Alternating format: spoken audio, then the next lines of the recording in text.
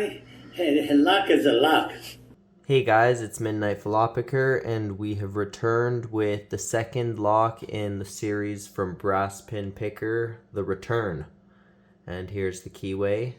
It's an elite oval cylinder, and it is a 7-pin lock, as you can see from the top.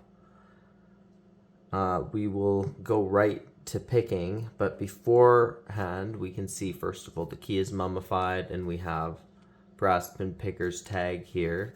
But I also just wanted to share that I tried these snacks here and it caught me by surprise, because I don't know if you can see, there's a sugary sour coating or some sort of sugary coating. That's not sugar, that's just pure salt. So, and then it's kind of like a black licorice underneath, but honestly the salt just, it's so strong that it probably doesn't help that it's expired. But that's not Hampus's fault, that's my fault for waiting so long to actually try the snack. But let's get to picking here. I was a little bit in shock there for a little while, but now that I have regained my senses, I'm ready to actually try to pick this lock. So we're gonna put this in the vise and use this nice custom Jimmy Long tensioner, and maybe I'll put it the other way and I'll try to pick the lock clockwise. Fits nice and snug in there. And then I will use this Jimmy Long short round tip hook in 21 thousandths or 23 thousandths actually. And we're gonna go right off the ledge, which I'll show you guys here. There's that little ledge right over here that I'm gonna be biasing my pick off of. That's why I'm going with that short hook. And if I need, I will go for a deeper hook later on, but we'll just see what I feel for now. As I'm going in, oh, I'm just running down that warding, and I got a little click and a slight false set. Now I'm getting towards the back, probably around pin 5 or 6. Oh, and I got another little counter rotation and fell back into a false set on 6. So already a little bit of progress. Now as I'm coming back, I'm just applying slight upward pressure on each pin, and I got a little click from either 4 or 5. I think it was 4 potentially, and then 3 I'm getting counter rotation just a little bit. Oh, and I fell back into a false set. I'm just using light tension and really light pick pressure. Okay, now pin 2, getting counter rotation, and it fell back into a false set. Pin 1, just seeing if it feels stiff or if it also wants to counter rotate. Feels pretty stiff, to be honest. So I'm gonna go back to the back, and I think 6 here potentially is hanging out low.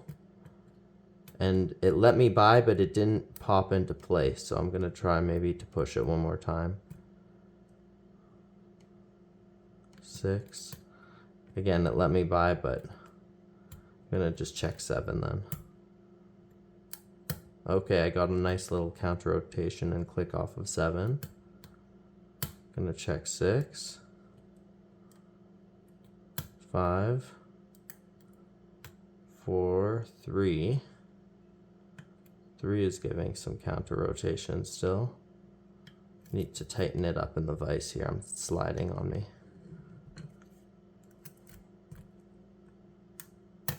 Oh, 3 went up with 2 clicks there, but 2 gave a nice little click, and same with 1.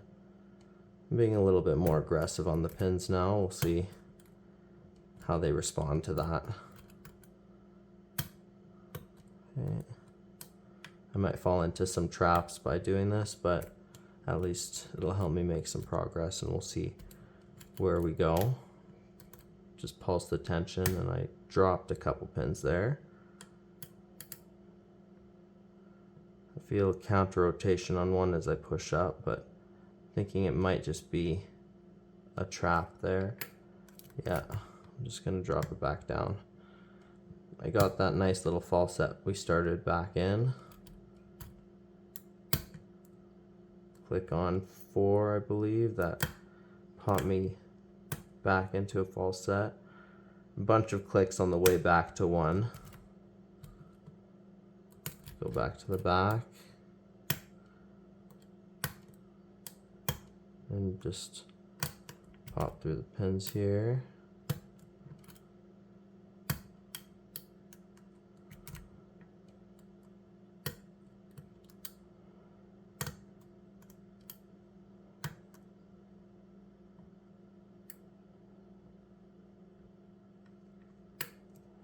First pin is definitely an overset trap.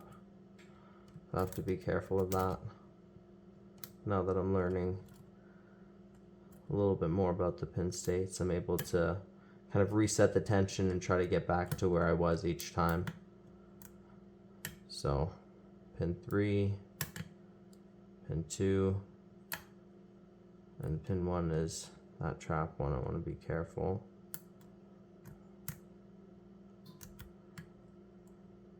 Back into the false set. Check the pins in the back. Nice little click on 6 this time. After it counter rotated and popped into place, it felt like 7 feels like it wants to do the same. I'll be a little bit, I'll wait for these other pins first and see if I can get anything else set without forcing anything.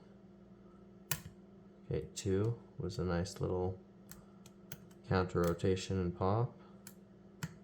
3 wants to counter rotate and pop up, but lost the false set. See what I can touch to potentially get that back.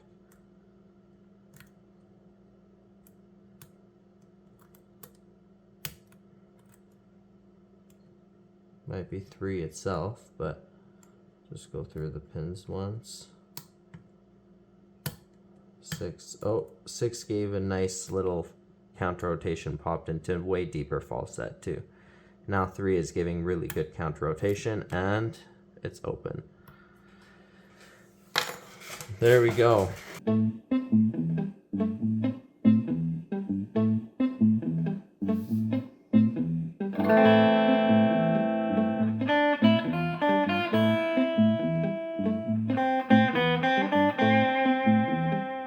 Alright, so we have a very low cut in the front, and then we have a bunch of 3 high cuts after that, then a low cut on slot 5. So it looks like there is only 6 pins in this lock. So I was probably overcounting at a couple points.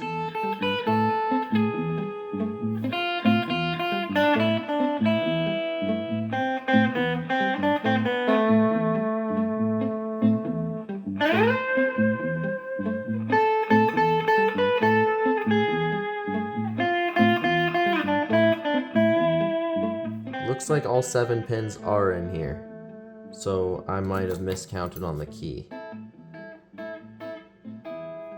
We will take a look in a second here. The shoulder lines up right there. So the 7th pin actually rests on the very end of the blade right there. That's why there are 7 pins, but we only see 6 cuts on the key. Alright, so there were 7 pins. I'm not crazy. I did feel 7 pins back there.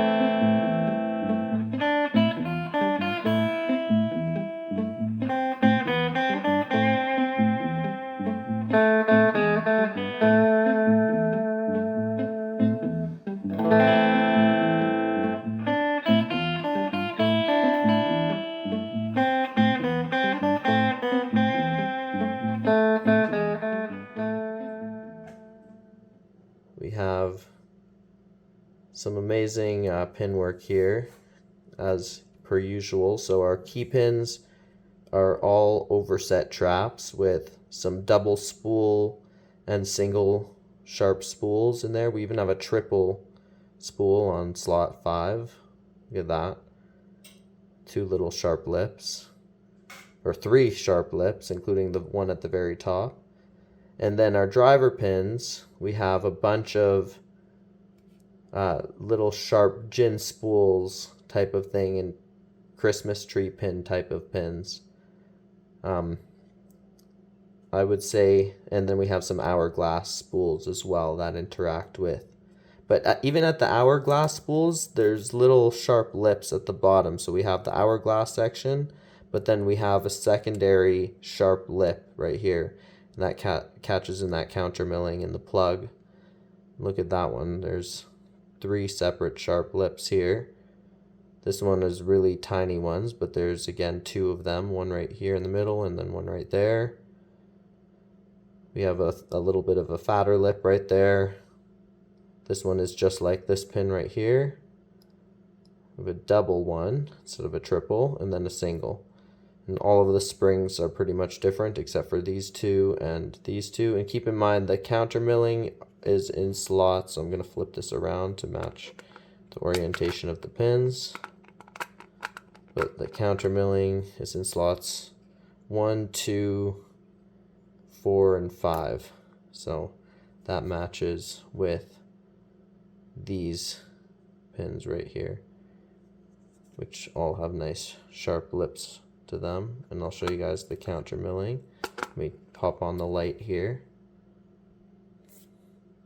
Oh, right away you can see it then. So nice little lip there, and then also on this side. Alright, amazing work as per usual, and that just makes me even more excited to take on the 3rd lock in the series, Styx. Let's pull it out here and take a look at it.